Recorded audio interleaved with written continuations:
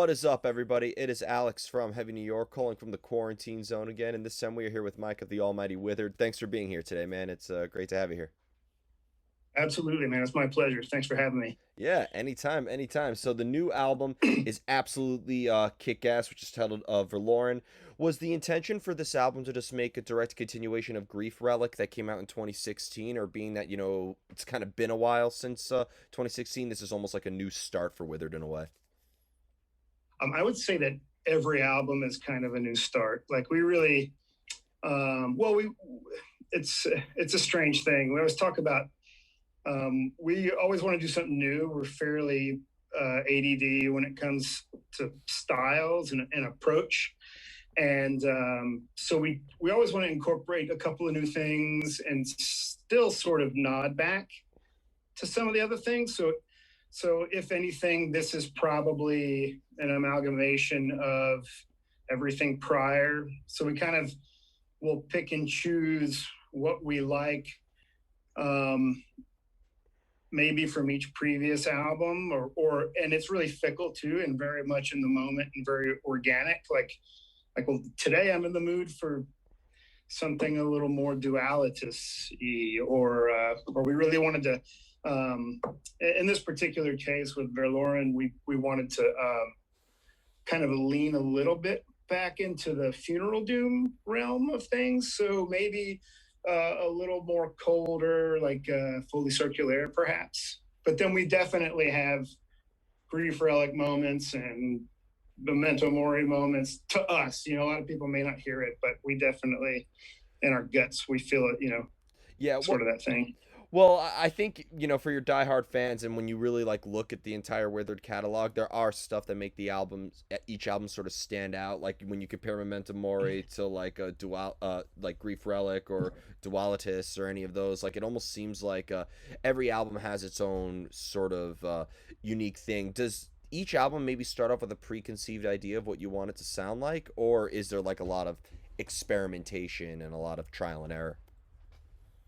Man, there's yes. The answer to that is yes. A lot of times we set out with an intention, and then once we either kind of get there, but more often than not, we end up stumbling upon something that's just interesting or gets our attention, and so we kind of then abandon whatever preconceived path or notion that we thought we set out with, because we find something that's even more interesting or more fresh to us.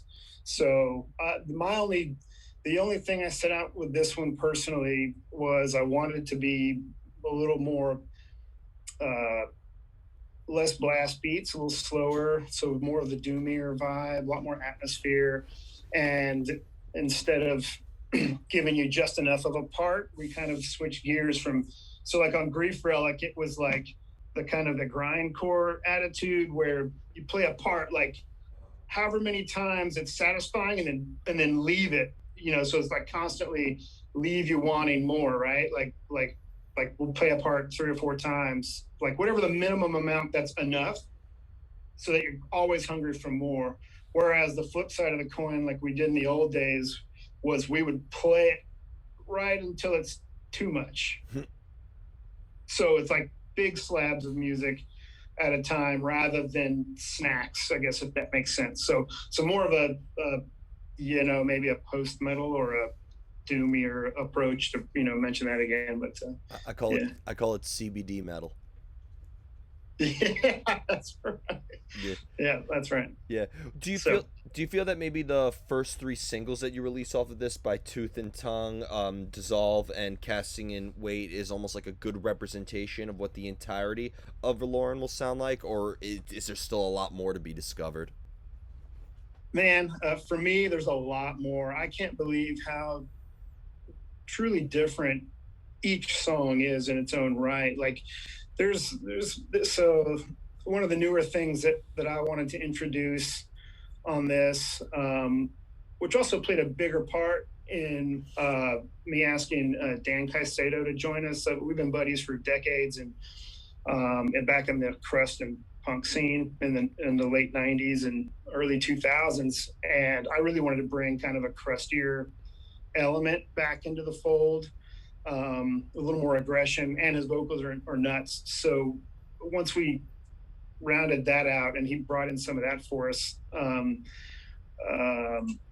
that kind of crustier element is pervasive through a couple of different tracks. So there's like a vibe similarity, but then you have like Casting and Wait, which is 4 or 5 minutes. And then there's another song that's like 7+ minutes. Like it's like a epic song, has a lot of the crustier stuff, but then it has like the massive center section or whatever, or a massive ending, you know, a big doomier thing. So it's, man, everything turned out to really kind of stand alone.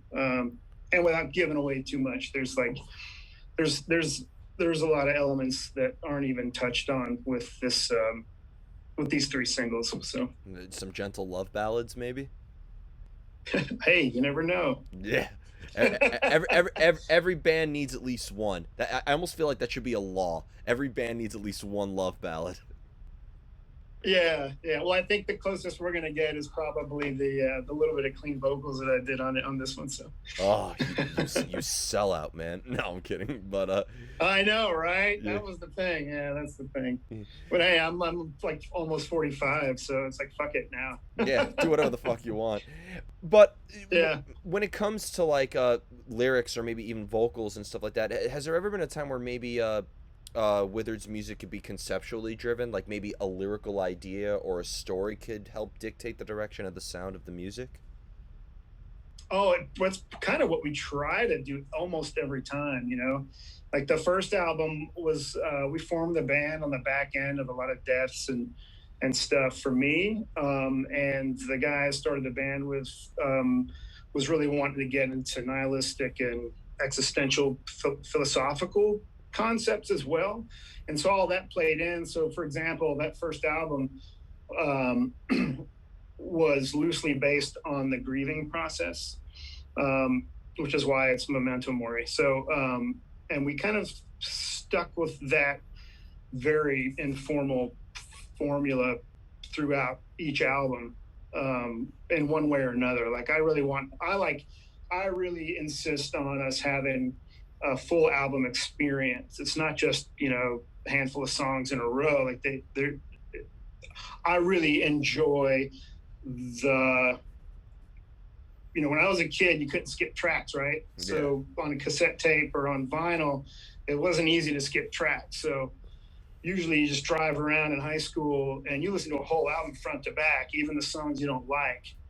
And then they end up being the ones that you do like 5 years later, you know what I mean? Or whatever. So like, well, I'm the guy that would listen to one album 1,000 times in a row and pick out every nuance and like really embrace the full experience and understand whatever, or try to understand whatever the band is intending, if it's a concept, you know, and that's obviously considering that there is a concept for the album. So yeah, well, but I grew up worshiping that kind of stuff. So yeah, well, I'm 27, so my old school method of listening to music is still buying shit on iTunes. Back in my day, if you wanted the bonus tracks, you had to buy the whole album, man. Life was so primitive back then.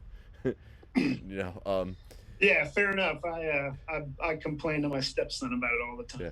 Oh man, I remember back in the day setting my alarm clock for 11:59 p.m. just so I could buy it on iTunes when the albums would come out on Tuesdays back then. So, you know, good time. I remember being at Tower Records at 11:30 p.m. waiting for them to open up for midnight release of a new Megadeth album or something. Yeah. Oh man, good times. Good times. It was the dark ages. Yeah. Now, yeah, it was. It was a blast, though. Yeah. And, you know, what I find unique, too, is, you know, going back to the sort of conceptual element, because last year was the 10-year anniversary of Dualitas, and I was curious to, like, what was the sort of concept behind that? Because, like, you know, I when it comes to pronouncing that album, I've almost said duality like 1,000 times, and, like, Oh, yeah. Was there sort of, like, a philosophical element behind that particular album? Yeah, absolutely. I mean, I kind of took the lead on that one a lot because it was the first one we wrote after Chris Freeman left the band. And him and I were the founders and kind of conspirators all along. And so when Dylan, who replaced him, was really new to the band when we had already been writing for it, I had kind of had a bunch of concept stuff already pinned down. So that one, so dualitas is a Neo-Latin term that was coined by, man, I don't even remember, man. It was a monk back a couple hundred years ago who was writing about.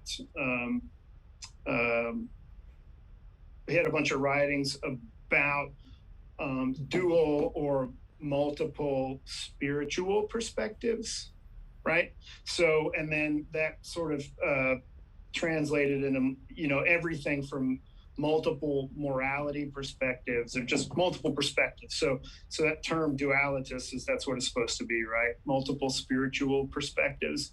And that's kind of what I was writing about in that one. Actually, I think I even had an essay with a sort of a guided meditative kind of thing that's in the liner notes of the LP or something like that. I got pretty out there on that one. Was a lot of fun. So yeah, and it's basically just about sitting down and in regards to any one opinion or any one outlook is really exploring all the potential alternative perspectives, even the most absurd ones, right? And finding a way to connect and appreciate those potentials, or the set of conditions that would justify something that you might think is absurd or something that you disagree with, so that once you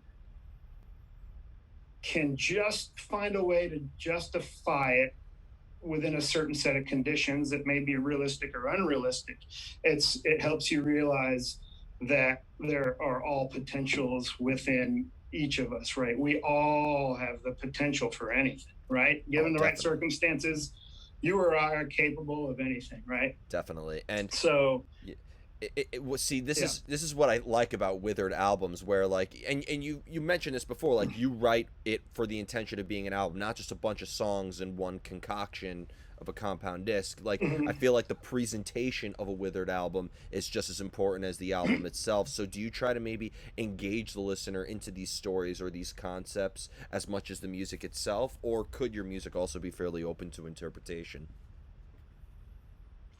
I mean, I hope that it engages some people, and it has. It's really rewarding when you get one kid at the end of the night and he just wants to talk about the dualitas essay or something, or any of the concepts, or when they say, man, this one song really helped me through hard times, or something like that. It's like, it's meaningful for me. And I hate to waste an opportunity. It's like, it's easy to skim over lyrics or to write generic lyrics about horror movies or whatever, and it's all good. Like, I love plenty of bands that do that, but but for me, it's another aspect of your music that you can leverage. So I don't like wasting an opportunity. Even if you can't understand what we're saying, every once in a while there's a kid that wants to dig deep and really try and figure out what's going on. Because I was just that kid, like I would sit down with lyrics, the cassette tape liner notes, and read through them and memorize all the lyrics, and try, being an impressionable teenager or preteen or whatever, like, I wanted to know these guys. I wanted to know where they were coming from, because they were creating these sounds that were really impacting me emotionally, and just got everything from maturity levels to all kinds of stuff. Serious dark music. Yeah. Really changed my life growing up in a fairly safe suburban upbringing. Yeah. Yeah. Where everything was roses, and all that kind of stuff. And some other tragic, or I guess baggage, whatever you want to call it, experiential stuff that I struggled with personally. I guess when I stumbled upon darker sides of metal, it really resonated with me.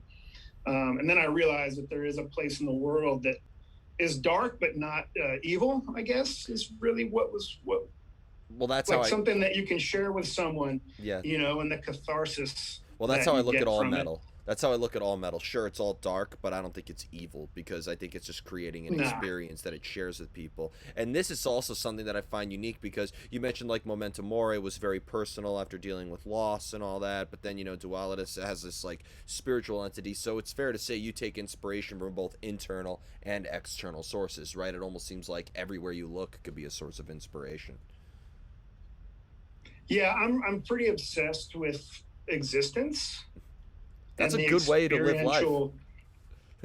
Yeah, I mean, I really am like, traveling is my favorite thing, which is a big part of doing this, but also um, trying to be as empathetic as possible and really embracing like everything I can about all the facets of humanity, everything cultural. Like, man, nothing better than feeling like a fish out of water and being somewhere where I don't speak the language and being really isolated. Like, it's obviously unsettling at first, but man, you really can find richness in some truly contradictory societies or cultures, and it's utterly eye-opening and enriching, and I'm eternally grateful for that type of experience. So that's kind of spun off into all of the philosophical tangents that I run off into, and yeah, and obviously it touches everything: morality, spirituality, and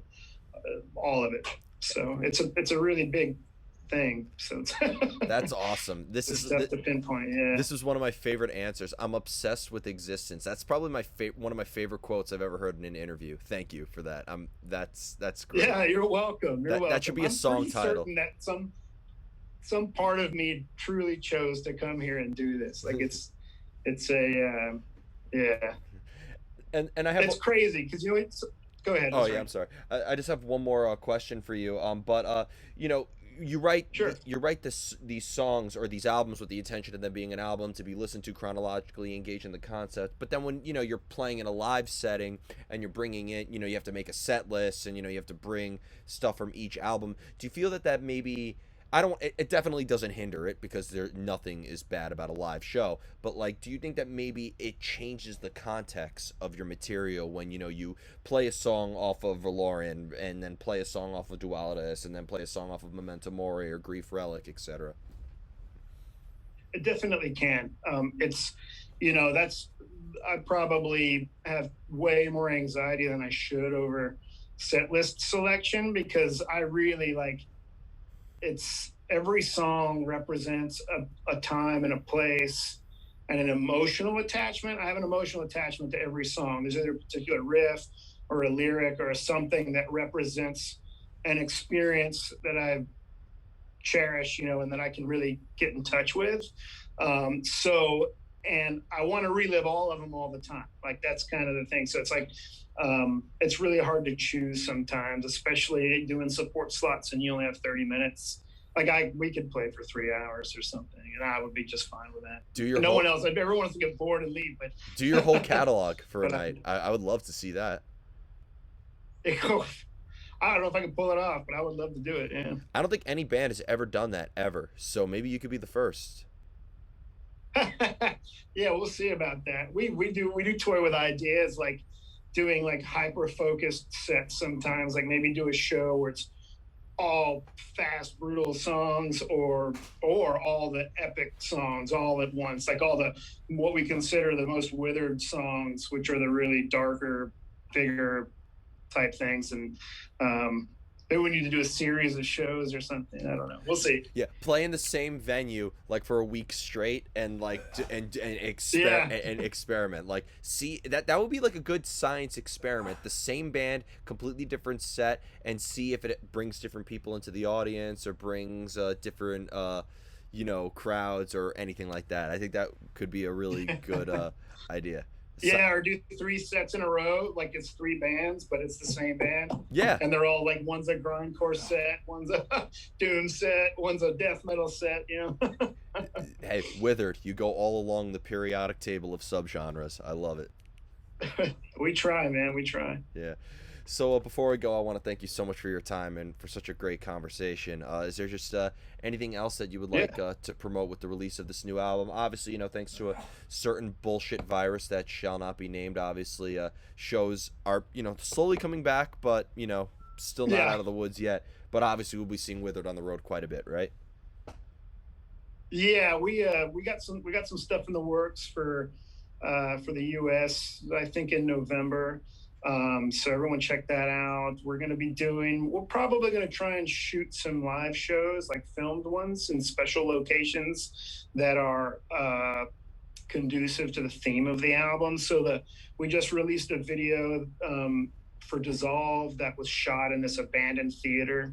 Wow. And I really, there was a whole lot of vibe and energy in there that was really quite an incredible experience. And I would love to shoot. And I'm hoping that we'll have the time to be able to shoot some live shows in various similar locations. There's a few spots around that we really like, some old Victorian mansions and things like that, maybe. So, So hopefully that, and then touring, and then you got to come to upstate New going. York, where I'm originally from in Rockland County. There's this abandoned asylum called Letchworth Village. I don't know if you ever heard of it, but oh man, it's no, but I love. Yeah. It is like, imagine every horror movie you've ever seen, and all the sets for them were just dumped in that one spot. It is horrifying. Oh wow, what's it called again? Letchworth Village. Okay. Yep. I'll look it up. Yeah. I'm sure I can find it. I'm obsessed with all that stuff and paranormal things. It's all part of existence, right? Yeah. Yeah. You might get hepatitis if you go there, but don't worry about it. Just shake it off. Small price to pay, man. But thank you so much, everybody. We are here with Withered. Be sure to check out the brand new album Verloren, coming out via Season of Mist. This is Alex from Heavy New York. We will see you next time.